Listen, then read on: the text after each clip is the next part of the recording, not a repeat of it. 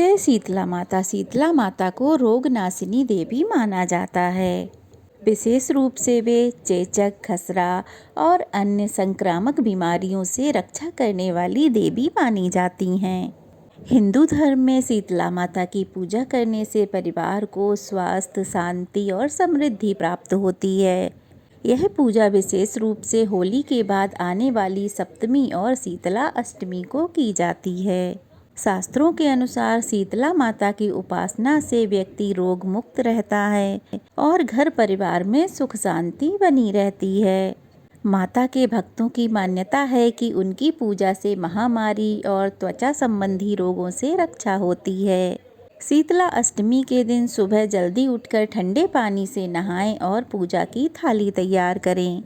थाली में एक रात पहले पकाकर रखा हुआ भोजन, जिसमें खीर, पूरी, हलवा, गुलगुले, दही, पुआ, रोटी, बाजरा, सप्तमी को बने मीठे चावल, नमक पारे और मठरी आदि रखें। फिर आटे से बना हुआ दीपक, रोली, मौली, वस्त्र, कलावा, अक्षत, हल्दी, बड़कुल्ले की माला, खुले सिक्के और रोली रखें। ठंडा जल लोटे या फिर कलश में रखें।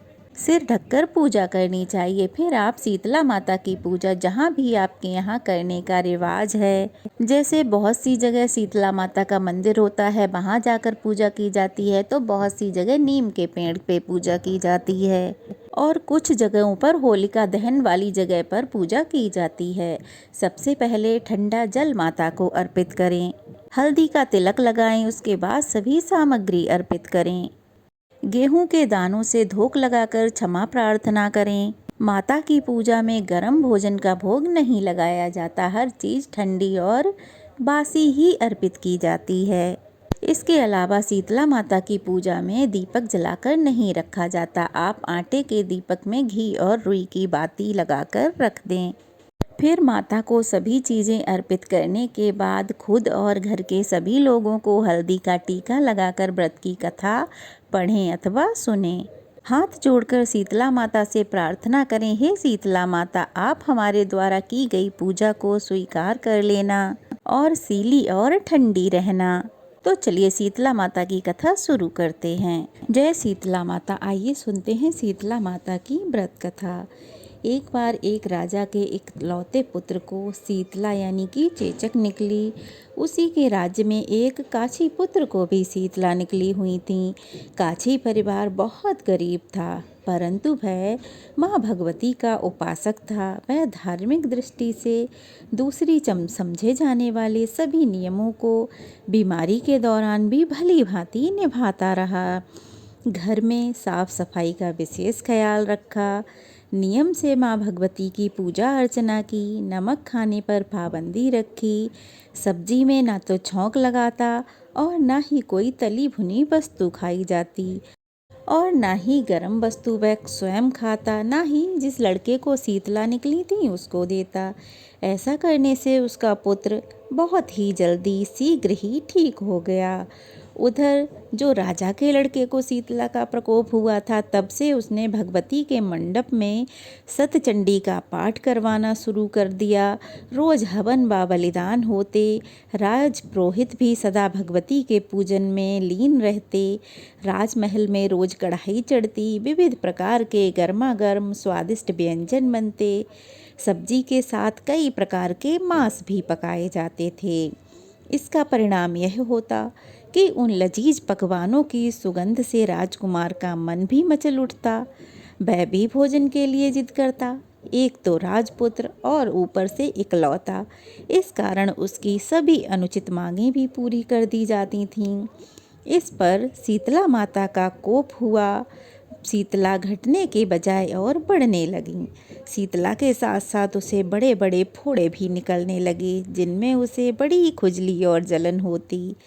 शीतला की शांति के लिए राजा जितने भी उपाय करता, शीतला का प्रकोप उतना ही बढ़ता जाता, क्योंकि अज्ञानतावश राजा के यहाँ सभी कार्य उल्टे हो रहे थे। इससे राजा और अधिक परेशान हो उठा। उसकी तो समझ में ही नहीं आ रहा था कि इतना सब होने के बाद भी शीतला माता का प्रकोप शांत क्यों नहीं हो रहा है। राजा बड़ा दुखी और परेशान था। एक दिन राजा के गुप्तचरों ने राजा को बताया कि एक काछी पुत्र को भी शीतला निकली थी, पर वह तो अब बिल्कुल ठीक हो गया है। यह जानकर राजा बड़ी सोच में पड़ गया कि मैं शीतला की इतनी सेवा कर रहा हूँ, पूजा व अनुष्ठान में भी कोई कमी नहीं है, पर मेरा पुत्र अधिक रोगी होता जा रहा है, जबकि काछी पुत्र बिना सेवा पूजा के ही ठीक हो गया। इसी सोच में उसे नींद नहीं आती। अब क्या था, श्वेत वस्त्र धारण किए भगवती ने उसे स्वप्न में दर्शन देकर कहा, हे राजन, मैं तुम्हारी सेवा अर्चना से बहुत प्रसन्न हूँ, इसीलिए आज भी तुम्हारा पुत्र जीवित है।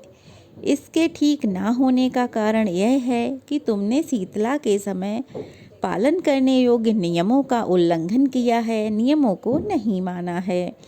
तुम्हें ऐसी हालत में नमक का प्रयोग बंद करना चाहिए। नमक से रोगी के फोड़ों में खुजली होती है।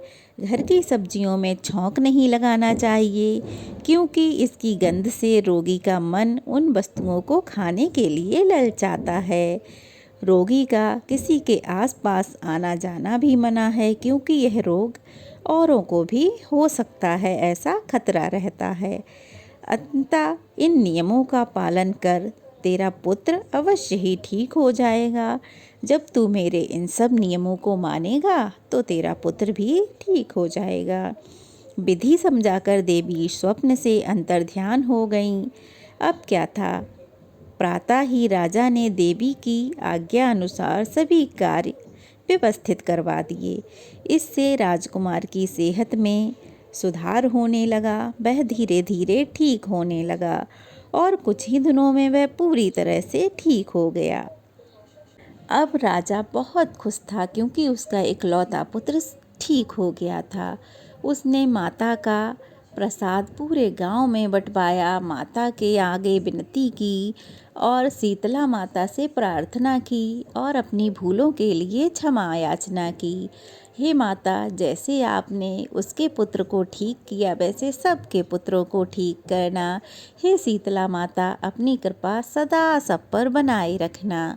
तो ये थी शीतला माता की व्रत कथा। कैसी लगी कमेंट बॉक्स में ज़रूर बताइएगा। अच्छी लगी हो तो वीडियो को लाइक करके शेयर कीजिएगा, अच्छे अच्छे कमेंट्स कीजिएगा, और अगर नए हैं तो प्लीज़ जल्दी से चैनल को सब्सक्राइब कीजिएगा। जय माता दी।